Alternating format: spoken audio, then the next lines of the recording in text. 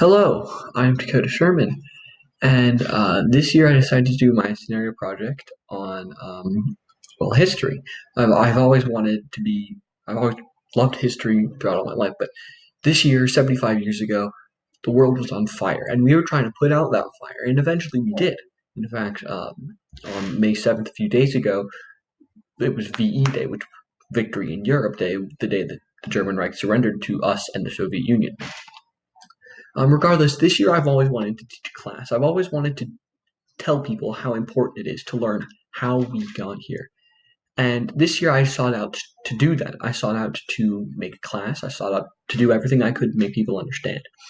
Um, so I researched both World War One and World War Two because I see those as the defining moments in our history where we battled it out to try and make one ideology, and eventually democracy won it over. Freedom, liberty, and democracy. Um, I have I would have taught this class, but obviously due to some complications, I cannot teach this class, especially with the current pandemic going on. Um, I was recommended I should do a live stream, but it's not the same as in person. I can't ask a question and get immediate feedback from someone right there.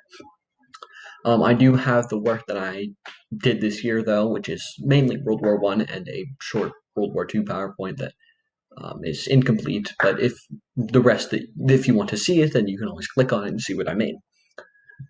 Um, in addition, I would have added activities to these classes and these PowerPoints. And one of my brighter ideas was trying to recreate Mr. Smolinski's classroom into a trench for 20 minutes or so. Nothing like with the mud and everything, but a trench to make the kids in my class, probably my purpose class, feel what it's like to live in basically hell on earth in these places where it's dirty, it's gross, it's loud, you can't sleep, you can't relax, there's nothing.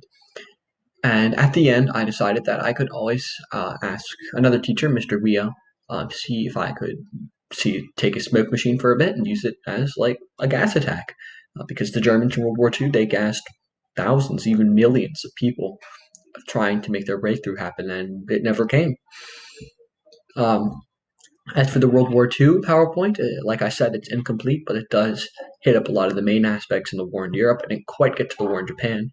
A lot of my research was conducted out of one book, Eyewitness to World War One, which gave me a very large majority of my information.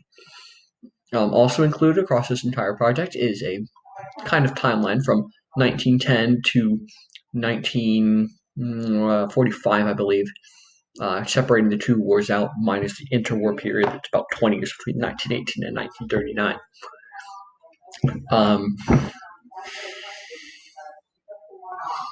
1910 and 1914 is kind of the setup for it, with the assassination of Franz Ferdinand, all these things that just tumbled Europe on fire.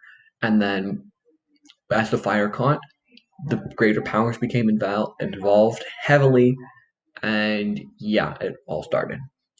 Then I do 1914 to 19, I think 15, but however that file got corrupted and I cannot use it, and I didn't really have time to recreate it. I can't even open it, which really sucks.